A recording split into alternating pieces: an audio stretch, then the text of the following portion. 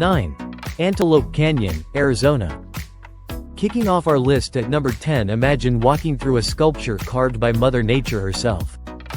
Antelope Canyon in Arizona looks like something from another planet.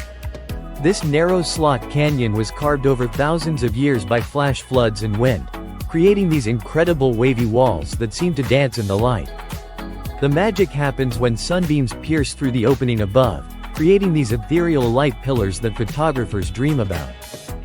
The Navajo name for this place translates to, "the place where water runs through rocks," and trust me, when you see those golden light beams cascading down the sculpted sandstone walls, you'll understand why this place is considered sacred.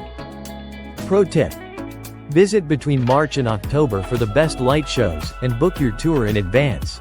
This natural wonder is definitely Instagram famous for a reason,